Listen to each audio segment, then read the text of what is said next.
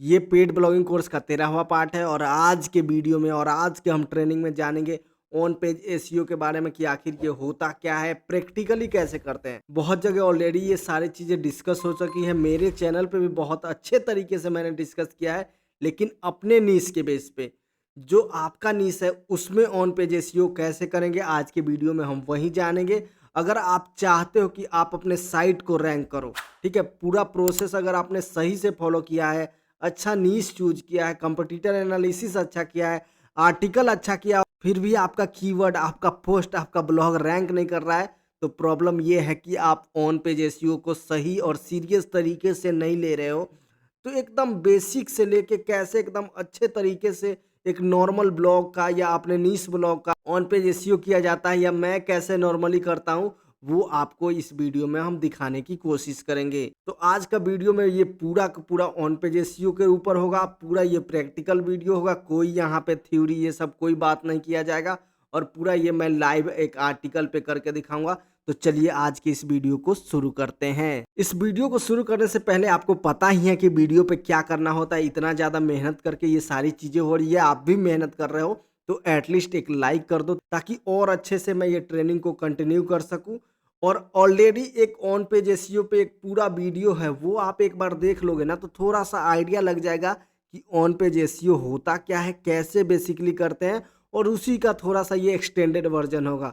तो बहुत लोगों ने वो वीडियो नहीं देखा होगा, इसीलिए मैं एक अलग से नीश स्पेसिफिक ये वीडियो बना रहा हूँ। तो जैसा कि आप सभी को पता है कि अपना नीश क्या है, स्पॉटिफाई है। अगर कोई स्टॉक मार्केट में इंटरेस्ट रखता है ना, तो ये मेरा चैनल जाके देख सकता है, चेकआउट कर सकता है। लेकिन मैं यही बोलूँगा कि अगर आप इंटरेस्ट रखते हो तभी ये जाके ये वीडियो देखो और समझो, और मेरे बारे में ये जाके देख लो कि मेरा कितना पोर्टफोलियो है, मैं कैसे क्या करता हूँ, तभी जाके सब्सक्राइब करो। अगर आपको इंटरेस्ट नहीं है तो प्लीज़ इस चक्कर में आप मत पड़ना। तो इसी चैनल से वो खोल लेते हैं कंटेंट राइटिंग वाला।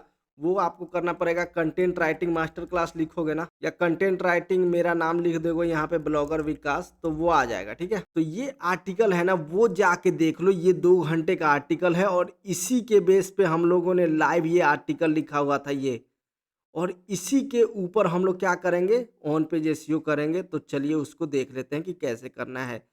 एक बार ये हम लोग क्या करते हैं, कॉपी पेस्ट कर लेते हैं। मान लो आपने आर्टिकल ये लिख लिया है, ठीक है, लेट सपोज करते हैं कि आपने ये आर्टिकल लिख लिया है। इसके बाद ऑलरेडी हम लोगों ने ये बनाया हुआ है एक चीट शीट, जिसका लिंक मैं आपको यही डिस्क्रिप्शन में डाल दूंगा ताकि ये पढ़ के और अच्छे तरीके से कर लो। तो देखो, ऑन पेज एसईओ का जो ऑब्जेक्टिव होता है ना, किस लिए करते हैं, ताकि यूजर का एक्सपीरियंस अच्छा हो सके और हम जो सर्च इंटेंट है, मान लो लोग जो खोजने आ रहा है, वो हम प्रोवाइड कर सके। अगर वो चीज़ें हम प्रोवाइड करेंगे तो आपके साइट पे यूजर ज़्यादा देर तक रुकेगा। इससे ये होगा कि बाउंस रेट वगैरह ये सब कम करने की हम कोशिश करेंगे, और ये एक पॉजिटिव सिग्नल जाता है जिसके बेस पे गूगल हमारे साइट को रैंक करता है। और देखो, ऑन पेज एसईओ में आपका आता है इमेज आ गया, मतलब ऑन पेज पेज पे जितना भी होता है, पेज लोडिंग वगैरह, ये सारा चीज़ हम लोग सही करते हैं।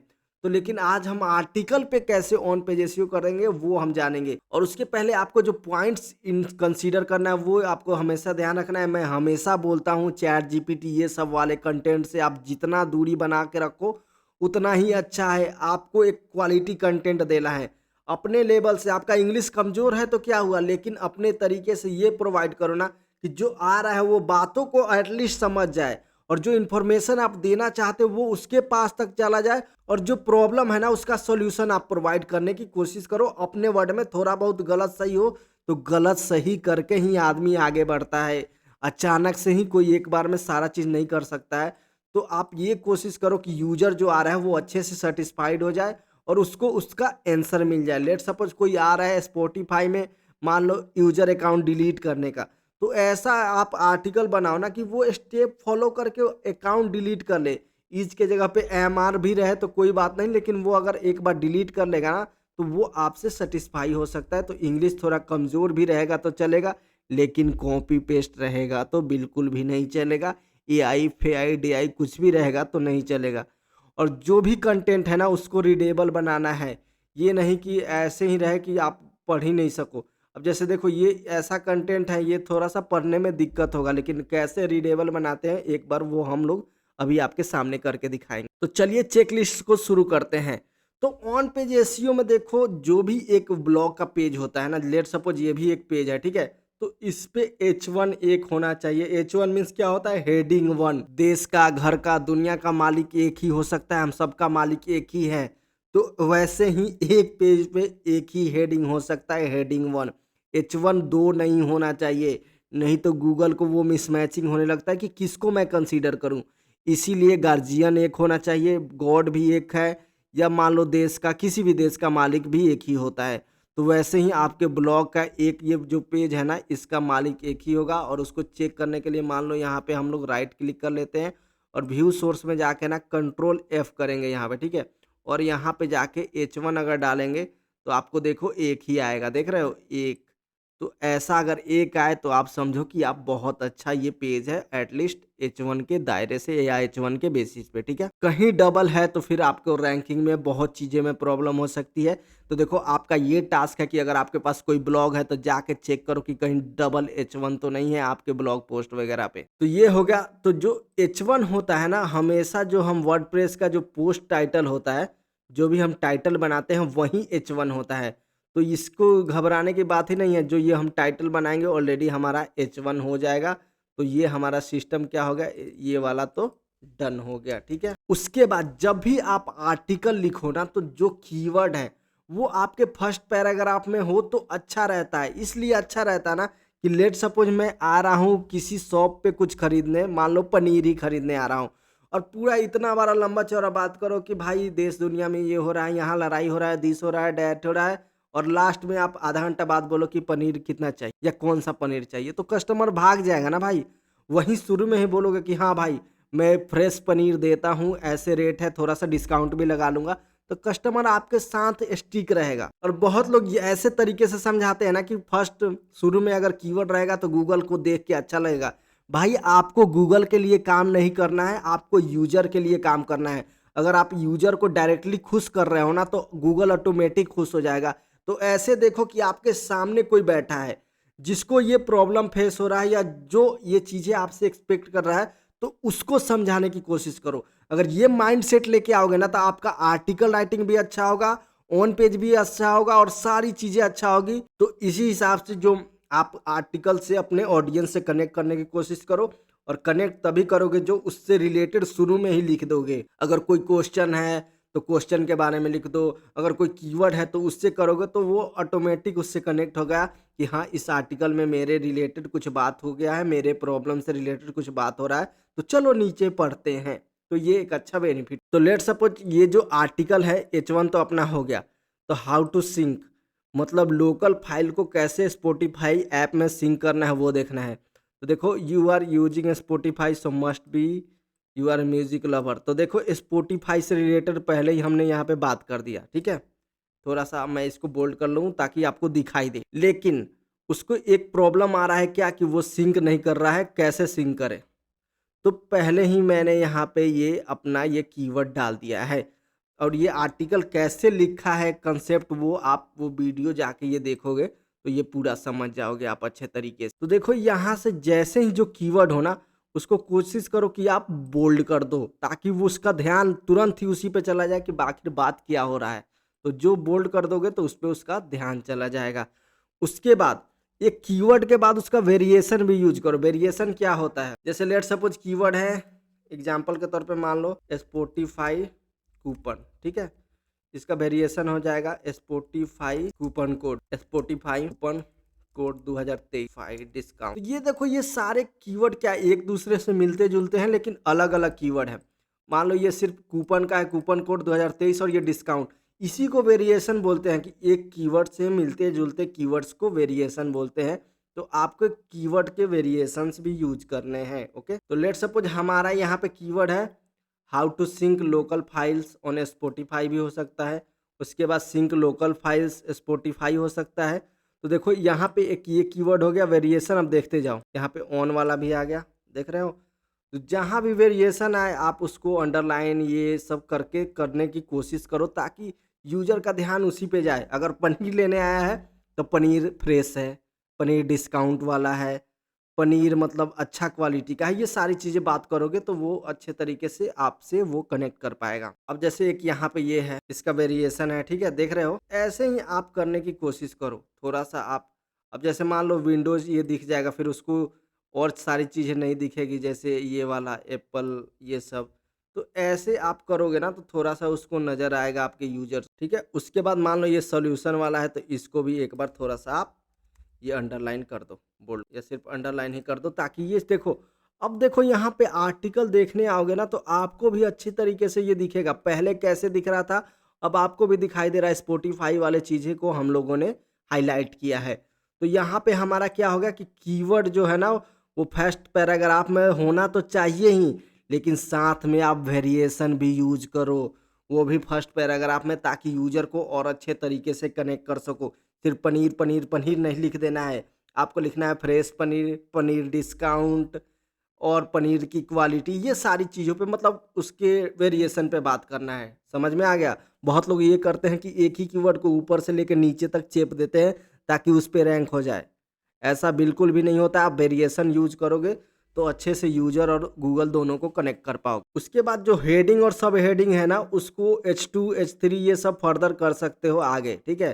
तो वो अब हम देखेंगे कि हेडिंग हमारा कहाँ-कहाँ से है। अब देखो H2, H3 कहाँ लिखना होता है? पहले मान लो पापा आते हैं, तो वो क्या हो गए? H1 हो गए। पापा के अंदर क्या आएँगे? बेटा, बेटी ये सारे लोग आएँगे ना, बेटा-बेटी, ठीक है? तो मान लो बेटा जो है वो क्या हो गया? H2 हो गया। लेकिन अगर बेटे का भी कोई बेटा है तो वो होगा H3। मतलब अगर कोई टॉपिक है सिंक वाला तो उसके अंदर जो भी है वो H2 हो जाएँगे। जैसे मान लो ये वाला है, तो इसको आप बोल्ड करके यहाँ पे क्या करो, हेडिंग, सॉरी ये नीचे वाला मान लो इसको हम लोगों ने हेडिंग बना लिया, ठीक है? ये एक्स्ट्रा है। जो भी हेडिंग हेडिंग आपको दिख रहा है ना उसको क्या करना है, आपको पहले हेडिंग तो बना, उसके बाद हम लोग देखेंगे H1 H2 ये H3 के बारे में। एक ये जितने भी आपको हेडिंग दिखाई दे रहे हैं पहले उनको क्या कर हेडिंग बना लो। तो मैं नीचे से ही शुरू करता हूँ हमेशा, यहाँ भी आप शुरू कर सकते हो और सबको बोल्ड कर जो अब ये मत देखना कि इसमें स्पेस ज़्यादा हो गया कम हो गया, उससे कोई खास फर्क नहीं पड़ता है। फिलहाल हम क्या करना है, हमें जो भी हेडिंग्स करना है उसके ऊपर हम ध्यान देते हैं। और जो ग्रुप में है राइटिंग वाले लोग ये भी इस चीज़ों को ध्यान से देखें और समझें ताकि हम अच्छे तरीके से इन चीज़ों को कर पाएँ और समझ पाएँ, ठीक है? अब देखो यहाँ पे हेडिंग सारे H2 हो गए, लेकिन इसके अंदर अब देखना है कि और कोई है जिसको हम H3 वगैरह कर सकते हैं। तो विंडोज़ के अंदर हमें कुछ फ़िलहाल नहीं दिखा दे रहा है। ये मैक के अंदर हाँ, देखो ये कनेक्ट बाय आईक्लाउड ये है, तो इसको हम क्या कर देंगे एक हेडिंग बना के इसको एक S3 कर देंगे, मतलब कि ये मैक के अंदर वाला ही पार्ट है। तो इस जो इसके अंदर आएगा उसको S3 करते जाना है। ये इसके अंदर ही था तो इसको भी हम लोग क्या कर लेंगे S3 करके इसको बोल्ड कर देंगे, ठीक है? इसके बाद और कहाँ पे आ रहा है, हाँ, जैसे FAQ है। तो FAQ देखो आजकल ये इस पे हम बाद में बात करेंगे, इसके बारे में क्या हो रहा है, नहीं हो रहा है और इसको कैसे हम लोग यूज़ करेंगे, ये इसके बारे में हम लोग बाद में करेंगे। तो उसके पहले हम लोग एक बार सेव कर लेते हैं, ठीक है? और देखते हैं प्रीव्यू हमें कैसा दिखाई दे रहा है, प्रीव्यू जो, ठीक है? तो अब हम लोगों को ठीक-ठाक दिखाई दे रहा है, लेकिन देखो ये सारे जैसे ये पढ़ने में दिक्कत हो रहा है, तो ये चीज़ों को हम लोग ध्यान देंगे कि इसको हम लोग कैसे सही करेंगे। ठीक है? तो यहाँ पे आपको हेडिंग के बारे में समझ में आ गया। उसके बाद कीवर्ड फ्रीक्वेंसी को हम लोगों ने यहीं पे ही बात कर लिया था कि कीवर्ड के वेरिएशन और फ्रीक्वेंसी को बार-बार आपको यूज़ करना है और देखो नेचुरली यूज़ करना है। इस हिसाब से नहीं यूज़ करना है कि ज़बरदस्ती कीवर्ड को आप डालते जाओ आर्टिकल में, नहीं, जहाँ ज़रूरत हो वहीं लिखना है और उसी को कंसीडर करना है। ये कब आएगा काम? जब आप आर्टिकल लिखोगे ना तो ये चीज़ों को आप ध्यान में रखोगे और कैसे मैंने ध्यान में रख के इसमें लिखा है वो जाके आर्टिकल राइटिंग वाला वीडियो तो देखना मस्ट है। 1 बार देखो, 2 बार देखो, 4 बार देखो, ये लाइव पूरा किया हुआ है, तो आप देखो उस वीडियो को जाके। तो कीवर्ड फ्रीक्वेंसी वेरिएशन भी हो गया, उसके बाद एक्सटर्नल लिंक। कोई भी बाहर एक्सटर्नल मीन्स कि आपका ब्लॉग छोड़ के किसी और के ब्लॉग का या बड़े साइट का लिंक। तो एक्सटर्नल लिंक हमेशा एक ट्रस्टेड सोर्स को देते हैं, एक बड़ी साइट को देते हैं। तो हम लोग यहाँ पे किस चीज़ के बारे में बात कर रहे हैं? स्पॉटिफ़ाई के बारे में। तो अगर हम स्पॉटिफ़ाई को लिंक कर देंगे तो कितना अच्छा रहेगा कि हाँ, एक बड़ी साइट को हमें लिंक हो गया है। तो यहाँ पे आके आप क्या करोगे, यहाँ पे स्पॉटिफ़ाई का लिंक डाल दो, जैसे https spotify.com सिंपल, और इसको आप ऐसे ही रहने दो तो ये आपका एक्सटर्नल लिंक हो जाएगा। तो इससे ये होगा ना कि आपको एक अच्छा ट्रस्ट फैक्टर मिलेगा कि हाँ, ये अच्छा इस साइट किस चीज़ के बारे में लिख रहा है, तो स्पॉटिफ़ाई, तो इसने स्पॉटिफ़ाई को लिंक भी किया है। बाकी और अच्छे-अच्छे बड़े-बड़े साइट का जहाँ ज़रूरत पड़े म्यूज़िक स्ट्रीमिंग ऐप जैसे विकिपीडिया वगैरह हो गया या बड़े-बड़े टेक साइट हो गया जैसे ये टेक ब्लॉग है तो आप उसको लिंक कर सकते हो। तो यहाँ पे देखो एक्सटर्नल लिंक भी हो गया। एक पोस्ट में कोशिश करो कि एटलीस्ट 1 लिंक हो बाकी 2, 3, 4 भी आप डाल सकते हो जहाँ ज़रूरत पड़े तहाँ। ऐसे नहीं कि फालतू में कोई भी डाल दो और ये आपको नो फॉलो, डू फॉलो भी रह सकता है। हम लोग डू फॉलो यूज़ करते हैं। आपका मन करे आप डू फॉलो भी डाल सकते हो, आपका मन करे नो फॉलो भी डाल सकते हो, ये टोटली डिपेंड करता है। उसके बाद देखो इंटरनल लिंकिंग करना है। इंटरनल लिंकिंग ये होता है ना कि अपने ब्लॉग पे लिंक करना, अपना कोई ब्लॉग है तो। तो लेट्स सपोज़ आपने कोई इससे रिलेटेड कोई पोस्ट लिखा है ना, तो उससे आप लिंक कर दो। अब जैसे मान लो हम लोग आगे ये पोस्ट लिखेंगे कि कैसे मोबाइल पे लिखें कि लोकल फाइल्स को मोबाइल पे कैसे प्ले करें स्पॉटिफ़ाई पे, तो यहाँ पे हम लोग क्या करेंगे उसको भी लिंक कर देंगे। और मान लो ये हमारा पोस्ट है, तो यहाँ पे सिंपली इसको लिंक कर देंगे। तो कोशिश करो जहाँ-जहाँ ज़रूरत पड़े ना, वहाँ-वहाँ ऐसे लिंक करो। ऐसे नहीं लिखना है कि रीड मोर दिस यार और 5-6 पोस्ट का लिंक लाइन लगा दो, नहीं। आपको हमेशा आर्टिकल में जहाँ रहे वहीं पे यूज़ करना है। बाकी ये ट्रेनिंग में इंटरनल लिंकिंग पे पूरा एक वीडियो हो जाएगा। पहले आप लोग का ये कंटेंट राइटिंग वाला टास्क मैंने लोगों को दिया है, लोग कंप्लीट भी कर रहे हैं। कल से कंटेंट चेकिंग वाला काम शुरू होगा, लगातार 3 दिन 4 दिन कंटेंट चेकिंग ही चलेगा, जिससे ये होगा कि आप लोगों का जितना भी कन्फ्यूजन है वो दूर होने की कोशिश करूँगा मैं, ताकि वो अच्छे से एक बार दूर कर दूँ, तब जाके आप ये सारी चीज़ें को कर पाओगे। देखो मेरा मेन टारगेट यही है ना कि आपके अंदर से कंटेंट लिखने का, कंटेंट की क्वालिटी समझने का डर अगर मैं निकाल दिया ना तो आप ब्लॉगर हो जाओगे दोस्त। तो यही मेरा मेन टारगेट है कि आपके अंदर से डर निकालना कि मैं भी एक अच्छा कंटेंट लिख सकता हूँ, यही मेरा मेन टारगेट है। तो मान लो आप लोग इंटरनल लिंकिंग भी कर दोगे, बाकी इंटरनल लिंकिंग के ऊपर पूरा एक क्लास आएगा, पूरा एकदम जिसमें डिटेल में बात करूँगा मैं, तो वो आपको करके दिखाऊँगा। तो ये इंटरनल लिंकिंग हो गया। उसके बाद परमा लिंक ऑप्टिमाइजेशन। हमेशा ध्यान रखो कि दुनिया में आपके ब्लॉग पोस्ट पे कुछ भी चेंजेस हो जाए, आप आर्टिकल मत लिखो, कुछ मत करो, जो मन करे चेंज कर दो, कुछ बुझाए वो कर दो। लेकिन आपको परमालिंक से कोई छेड़छाड़ नहीं करना है। एक बार जो परमालिंक हो गया वो हो गया। मान लो वो लकीर है एक टाइप का, तो आपको सबसे ज़्यादा ध्यान परमालिंक के ऊपर देना है और किसी चीज़ पे दो या मत दो। परमालिंक पे एकदम हमेशा ध्यान बना के रखना है। और परमालिंक देखो शॉर्ट होना चाहिए और इसमें कोई ईयर का नाम मत लिखो। जैसे बहुत लोग लिख देते हैं 2022, 23, 24, ये सब परमालिंक में नहीं होना चाहिए। और कोशिश करो ये टॉप 10 दिस दैट ये सब भी ना लिखो। आपको शॉर्ट एक जो यूआरएल है ना वही लिखो जो कीवर्ड है आपका, बाकी उससे अलावा उससे ज़्यादा कुछ नहीं। बहुत लोग उसमें step by step this by that भी करने लगते हैं, नहीं, आपको सिंपल ही लिखना है। बाकी जब कंटेंट हम लोग चेक करेंगे ना पूरा परमालिंक पे बहुत ज़्यादा मेरा फोकस रहेगा, क्योंकि यही सब लोगों का गलत होता है। और बार-बार चेक करने चेंज करने की वजह से पता है क्या होता है? सर्च कंसोल में एरर आने लगता है कि पोस्ट विथ रीडायरेक्ट, और लोग फिर मेरे पास आते हैं, भैया इसको सॉल्व कैसे करूँ? यार आपको बेसिक ही क्लियर नहीं है तो वो सॉल्व करके क्या करोगे? फिर आगे आप ये एरर करोगे। तो यही है उसका सॉल्यूशन कि आप परमालिंक के साथ छेड़छाड़ बिल्कुल करना बंद कर दो। तो मान लो इसको मैं सेव करता हूँ, ठीक है? अब पोस्ट में आके अब परमालिंक यहाँ पे इसका सही करेंगे। तो देखो परमालिंक सेटिंग अभी हम लोगों का सही नहीं है, तो इसके लिए हम लोग क्या करेंगे, डैशबोर्ड में जाएंगे, ठीक है? सेटिंग में आके ये परमालिंक पे जाएंगे और यहाँ पे हम लोग क्या करेंगे, यहाँ पे पोस्ट नेम वाला करके और यहाँ पे सेव चेंजेस कर देंगे। ओके, उसके बाद इस पोस्ट को एडिट करेंगे। अब देखो हमारा क्या है, how to sync local files Spotify. तो हम लोग को जितना कम रहे उतना ही अच्छा रहे। तो हमारा जो मेन इसमें क्या है, सिंक करना है लोकल फाइल को स्पॉटिफाई पे, ठीक है? तो इतना भर ही रखेंगे और इसको सेव कर देंगे। और हमेशा इसको 5 बार 10 बार अच्छे तरीके से ध्यान दे दो, तभी जाके पब्लिश बटन क्लिक करना है, अदरवाइज आपको क्लिक नहीं करना है। उसके बाद टाइटल और डिस्क्रिप्शन में यही है कि टाइटल थोड़ा सा अच्छे तरीके से लिखो।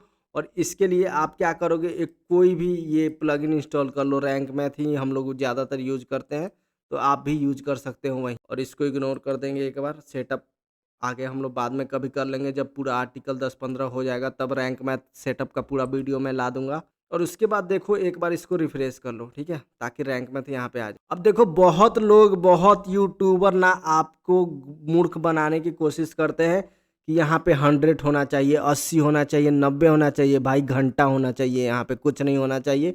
आपको उसको बिल्कुल भी ध्यान नहीं देना है। सिंपली यहाँ से आपको टाइटल ये कॉपी कर लेना है, ठीक है? और यहाँ पे आके आपको यहाँ पे टाइटल डाल देना है सिंपल से, ठीक है? अगर चाहते हो कि आपका ये ब्लॉग का ये रहे यूआरएल तो उसमें रहने दो और यहाँ पे टाइटल के जगह पे ये डाल दो और यहाँ पे देखो और एक्स्ट्रा में कुछ डालो ताकि लोग इससे कनेक्ट कर सकें। लाइक मैं यहाँ पे डाल देता हूँ सॉल्व, मतलब ये आपका इशू जो है ना वो हम लोगों ने इसको सॉल्व कर दिया। और बाकी ये मैं आप लोग को एक चीज़ यहाँ पे बहुत अच्छा तरीका बता रहा हूँ या जो हम लोग फॉलो करते हैं वो बता रहा हूँ। बहुत बड़े बड़े ब्लॉग भी इसको फॉलो करते हैं। क्या करते हैं वो डिस्क्रिप्शन को ऐसे ही छोड़ देते हैं। अब देखो इसके पीछे का लॉजिक बताता हूँ। आप लोग अगर लिखते भी होगे ना, जो एक्सपीरियंस है, गूगल ऑटोमेटिक डिस्क्रिप्शन अपने से फेच करता है क्वेरी के अकॉर्डिंग। तो कितना भी कुछ कर लो गूगल को अपना ही दिखाना है। तो इसीलिए हम लोग क्या करते हैं कि डिस्क्रिप्शन नहीं लिखते हैं और पूरे इस ब्लॉग पे कहीं भी हम लोग डिस्क्रिप्शन नहीं लिखेंगे। तो ऐसे हम लोग फॉलो करते हैं। बाकी अगर आपका जो मन करे वो फॉलो करने का फॉलो कर सकते हो। हम लोग तो डिस्क्रिप्शन भाई नहीं लिखते हैं, सीधा और सिंपल बात। तो यहाँ पे टाइटल भी हो गया और इसको क्या करेंगे एक बार सेव कर देंगे। और बहुत लोग देखो यहाँ पे आके यहाँ फोकस कीवर्ड, दुनिया कीवर्ड, दिस डैट कुछ भी लिखता है, इससे कुछ भी फर्क नहीं पड़ता है दोस्त, ये आपके लिए है। तो आपको ये चीज़ें नहीं देखना है, आपको ये देखना है कि आप यूजर को सेटिस्फाई कर रहे हो कि नहीं, आपका जो कीवर्ड है वो शुरू में है कि नहीं, लोग कनेक्ट कर पा रहे हैं कि नहीं, लोगों का सोल्यूशन आप अच्छे से प्रोवाइड कर रहे हो कि नहीं, और बाकी जो ये टाइटल है वो थोड़ा सा कैची है कि नहीं। बस यही चीज़ें आपको ध्यान देना है। ये 17, 18, 500, 1000, 100 करने से घंटा कुछ फ़र्क नहीं पड़ता। ये चीज़ें आप दिमाग में गाँठ बाँध के रख लो। और यहाँ पे ये सब जो भी है थोड़ा-सा अब इसके रीडेबिलिटी को इंक्रीज़ करते हैं। और लेट्स सपोज़ ये थोड़ा-सा अच्छा नहीं लग रहा है क्योंकि ये सारे सारे नंबर को हटा देते हैं ताकि ये क्या है पता है, पैराग्राफ में हो गया है। इसको हम लोग लिस्ट में करेंगे अभी ताकि और अच्छा लगे ये। इसको हम यहाँ पे जाके क्या करेंगे, आई थिंक ये पूरा एक ही पैराग्राफ में सारा आ गया है। ये जो 1 बाय 1 होना चाहिए। इसको देखो थोड़ा-सा आप लोग सेटिंग करके सही कर लेना। मैं यहाँ पे एक बार कर जब भी ये आप आर्टिकल लिखोगे ना तो अच्छे तरीके से ये आप नेक्स्ट लाइन करोगे तो ये सारा होते जाएगा। हम लोगों ने एक जगह से कॉपी किया है, मैं यहाँ पे एक जगह ही कर, ये देखो कितना देखने में अच्छा लगा। तो ये जितने भी स्टेप है सबको आप सेलेक्ट कर लो और इसके बाद अब देखो ये चीज़ देखने में कितना सही लगेगा, कितना अच्छा लगेगा। मैं आपको एक बार ऐसे ही जितना अच्छे तरीके से आप इसको सही से ऑप्टिमाइज करोगे ना उतना अच्छा दिखेगा, उतना अच्छा आपका आर्टिकल लगेगा, तभी जाके आप अच्छे तरीके से यूज़र से कनेक्ट कर पाओ। बाकी देखो एफएक्यू में कोई भी एफएक्यू का प्लगइन नहीं यूज़ करना है क्योंकि गूगल अब कंसीडर नहीं करता है उस चीज़ों को, अगर आपके पास बहुत बड़ा ब्लॉग नहीं है तो हम लोग सिंपली सिर्फ एफएक्यू डालेंगे विदाउट किसी प्लगइन के, मतलब स्कीमा हम लोग नहीं यूज़ करेंगे। और इसको आप H3 मन करे तो H3 कर सकते हो। आप इसको जाके एक बार देख लेना, ठीक है? ये क्वेश्चन जितने भी है ना इसको H3 कर देंगे हम लोग। ये H2 रहेगा, ये H3 रहेगा। मान लो ये H3 हो गया, ठीक है? और जो कंक्लूजन लिखेंगे वो ज़्यादा वर्ड में नहीं लिखने की कोशिश करो। मतलब आपको वर्ड पे फोकस नहीं करके आपको लोगों के क्वेरी पे फोकस करना है कि कैसे उनका क्वेरी हम लोग सॉल्व कर सकते हैं। अब देखो इमेज के ऊपर आ जाते हैं। लेट्स सपोज कोई भी इमेज है, लेट्स सपोज हम बात कर लेते हैं एक इमेज का। इमेज का जो नाम होना चाहिए ना, जैसे डाउनलोड दिस डैट नहीं होना चाहिए। जो इमेज एक्चुअली में है वो, तो स्पॉटिफाई का ये क्या है, बैनर है या कुछ भी जो भी है, या होम पेज का इमेज है, कुछ भी है, वो आपको नाम से यूज करना है और इसको आप सही तरीके से इसमें डालो। जो रिलेवेंट इमेजेस हैं वही यूज करना है, ठीक है? और बाकी आप लोग कैसे इमेज यूज कर सकते हो, स्पॉटिफाई डाउनलोड कर लो और वहाँ से जो भी प्रोसेस करो ना उसको स्क्रीनशॉट लेके और जो प्रोसेस कर रहे हो उसका नाम लिखो। और हमेशा इमेज कोशिश करना कि जेपीजी हो या पीएनजी हो या वेब पी वाले फॉर्मेट में हो, ये ठीक है? अगर इमेज का साइज ज़्यादा है तो इमेज को कंप्रेस भी कर सकते हो, ठीक? ऑनलाइन किसी भी टूल पे जाके इमेज का साइज आप ऑटोमेटिकली कम कर सकते हो। जैसे मान लो ये 1 MB का इमेज है, ठीक है? अब इसको मैंने अपलोड कर दिया तो देखना ये कंप्रेस करके कितना कम कर देगा, तब जाके उसको आप यूज कर सकते हो। यहाँ पे अपलोड करो, इसके बाद इमेज पे करोगे तो यहाँ पे अल्टरनेटिव टेक्स्ट आएगा। तो इमेज किस बारे में है, इमेज का जो नाम लिखोगे ना वहाँ पे यही डाल दो कि अगर इमेज लोड ना हो तो समझ में आ जाएगी ये इमेज किस चीज़ का इमेज है, क्या इमेज ये कहना चाह रहा है, ताकि लोगों को भी समझ में आ जाए कि हाँ ये इमेज इस बारे में है और गूगल को समझ में आया वो तो आए ही। तो आपको इमेज में ना इमेज के नाम पे बहुत अच्छे तरीके से ध्यान रखना है। ऐसे ही कुछ भी इमेज का नाम नहीं होना चाहिए और जो नाम है ना कीवर्ड उसमें इंक्लूड करने की कोशिश करो। और अल्ट टेक्स्ट होना चाहिए। उसके बाद इमेज अगर बड़े साइज का है तो कंप्रेस, जैसे ऑनलाइन कैसे हम लोग यहाँ पे कंप्रेस कर रहे हैं वैसे आपको कंप्रेस भी करना है। कोई भी ऑनलाइन टूल खोल के इमेज आके यहाँ पे अपलोड कर दोगे कि तो वो इमेज कंप्रेस हो जाएगा, ठीक है। और उसके बाद इमेज के टाइप का हमेशा ध्यान रखना, कोशिश करना कि डॉट पीएनजी हो, नहीं तो वेब पी हो। ये चीज़ें ध्यान रखना, तभी जाके आप बहुत अच्छे तरीके से अपने इमेज को ऑप्टिमाइज़ कर सकते हो। उसके बाद आपको ये एफएक्यू स्कीमा नहीं यूज़ करना है, सिर्फ एफएक्यू क्वेश्चन यूज़ करना है, ठीक है। और उसके बाद आप टेबल ऑफ कंटेंट प्लस का प्लगइन यूज़ कर सकते हो अपने ब्लॉग पे। तो वो प्लगइन का नाम वो वर्डप्रेस सेटअप वाले वीडियो में बताया है ये ट्रेनिंग में कि कौन-कौन से प्लगइन आपको यूज़ करने हैं, तो उसमें ये था। तो आपको इंस्टॉल कर लेना है ईज़िली जाके, ठीक है। अभी हम लोगों ने इस वेबसाइट को अच्छे तरीके से सेटअप और डिज़ाइन वगैरह कुछ भी नहीं किया है। एक बार हम लोग के पास अच्छे से कंटेंट आ जाए ना 10-20, फिर एक अच्छा एक डिज़ाइन भी करेंगे। उस पे अच्छे तरीके से ये सेटअप के बारे में अच्छा बात भी करेंगे। पहले एक बार कंटेंट आ जाए उसको चेक करके हम लोग ऑन पेज एसईओ वगैरह सारा चेक करके उन कंटेंट्स को डाल दें। उसके बाद ये कुछ एरर आ जा रहा है इसमें, तो वो चीज़ें आप लोग एक बार ध्यान दे लेना। मान लो यहाँ से कंप्रेस हो जाए, उसके बाद यहाँ पे वेबपी में आके सेलेक्ट फाइल कर लो, ठीक है। और मान लो ये है JPG2, अब यहाँ देख ये वेबपी सेलेक्ट कर दो, वेबपी सेलेक्ट कर दो और उसके बाद यहाँ पे कन्वर्ट पे क्लिक। जैसे ही कन्वर्ट पे क्लिक करोगे ऑटोमेटिक ये कन्वर्ट हो जाएगा और आप इजीली डाउनलोड कर सकते हैं। वेबपी वाले जितने भी इमेज होते हैं बहुत लाइट वेट होते हैं और गूगल इसको बहुत अच्छा कंसीडर करता है। तो आप या तो कंप्रेस्ड इमेज यूज करो, नहीं तो वेबपी इमेज यूज करो, तो ये काफ़ी अच्छा आपके ब्लॉग के लिए माना जाएगा। उसके बाद ये सब इमेज अगर कोई फीचर इमेज वगैरह बनाना होना तो आप कैनवा का यूज कर सकते हैं। कैनवा में कैसे फीचर इमेज बनाना है उसका ऑलरेडी मैंने वीडियो भी बना दिया है, वो जाके आप लोग देख सकते हो, इसी चैनल पे है। लेट सपोज मैंने इसका एक फीचर इमेज लगा के इसको पब्लिश फिलहाल कर देता हूँ। फर्स्ट पोस्ट इस पे जा रहा है जो हम लोगों ने लाइव कंटेंट राइटिंग क्लास में लिखा था। बाकी इसमें मैं थोड़ा-सा और अपडेट करके सारे स्क्रीनशॉट वगैरह लगा दूँगा। वो पार्ट कब होगा जब हम कंटेंट चेकिंग में करेंगे ना, कि कैसे स्क्रीनशॉट और किस हिसाब से लगाना है उसमें हम लोग वो कंसीडर करेंगे, ठीक है। अब ये देखो वेबपी वाला इमेज भी हो गया, तो यहाँ से भी आप डाउनलोड कर सकते हो। तो देखो ये बहुत ज़्यादा कम कर देता, तो ये बस एग्जांपल के लिए हम लोगों ने यहाँ पे डाला है। अभी फ़िलहाल ये ऐसे ही है और इसको हम लोग बहुत अच्छे तरीके से इस पेज को डिज़ाइन करेंगे, इस कंटेंट को ऑप्टिमाइज़ करेंगे और सारा चीज़ इस पे हम लोग करेंगे आगे चल के। और बाकी देखो आगे ऑलरेडी हम लोगों ने ये पेज स्पीड वाला वीडियो कर लिया है। ये सीटीआर पे हम लोग आगे बात करेंगे कि कैसे सीटीआर इंक्रीज़ वगैरह करना है। और अभी तक आप चैनल पे नए हो तो इस चैनल को सब्सक्राइब करो और टेलीग्राम ग्रुप का लिंक मैंने डिस्क्रिप्शन में दे दिया, वो ज्वाइन कर सकते हो। और अगर किसी को ब्लॉग बनाना है, होस्टिंग खरीदना है तो मेरे लिंक से भी खरीद सकते हो, जिससे मुझे कमीशन मिलता है 60%। उसके बदले में मैं प्रीमियम टेलीग्राम ग्रुप प्रोवाइड करता हूँ, जहाँ पे आप मेरे से पर्सनल हेल्प, गाइडेंस और फ्री थीम्स प्लगइन तो ऐसे ही प्रोवाइड करता हूँ। मन करे तो लेना, नहीं मन करे तो मत लेना, मैं बोलता भी नहीं हूँ। ये पुराना डॉक्यूमेंट है तो इसमें लिखा था तो मैंने बोल दिया है। तो आज के वीडियो में बस इतना ही। उम्मीद करता हूँ कि ऑन पेज एसईओ के बारे में आपको थोड़ा बहुत तो समझ में आ ही गया होगा। अगर ज़्यादा समझना है तो इसी वीडियो को 2 बार 3 बार देखो, आपको अच्छे तरीके से समझ में आ जाएगा। बाकी ये जो पूरा ट्रेनिंग चल रहा है ना, इसका प्लेलिस्ट बना दिया है। अगर 0 पार्ट से नहीं देखोगे तो आप नहीं समझ पाओगे। भाई थोड़ा-सा आप एक चैलेंज लो खुद से कि मेरे को ब्लॉगिंग सीखना है, मेहनत करो, बार-बार देखने की कोशिश करो, ऑटोमेटिक ये सीख जाओगे। हम लोग जब शुरू किए थे तो इस लेवल का कोई ट्रेनिंग था ही नहीं। इस लेवल का छोड़ो, ट्रेनिंग इतना ऑर्गेनाइज़्ड वे में था ही नहीं। मैं बेसिकली सारा जो मेरे को आता है वो ऑर्गेनाइज करके आपको बता रहा हूँ। और जो मैं पर्सनली करता हूँ, जैसे मान लो अगर मैं कोई नया ब्लॉग भी बनाऊंगा ना तो यही सेम मेथड फॉलो करता हूँ, वो सारे मेथड आपको बता रहा हूँ। तो आप ज़रूर इस प्लेलिस्ट को फॉलो करो। उम्मीद है कि आप ज़रूर सक्सेस होगे।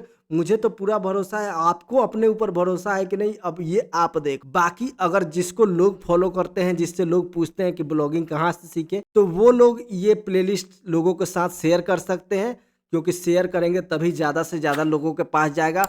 बाकी आज के वीडियो को देखने के लिए बहुत बहुत धन्यवाद। ऐसे ही ट्रेनिंग को सपोर्ट और प्यार बनाए रखिए। अगर चैनल पर नए हो तो सब्सक्राइब करो और नीचे कमेंट करके ज़रूर बताना है कि ट्रेनिंग कैसा जा रहा है, आज का वीडियो कैसा लगा, कोई सजेशन फीडबैक है वो भी करो। बाकी आप जहाँ भी हो मस्त रहो, स्वस्थ रहो, खुश रहो। Thank you so much.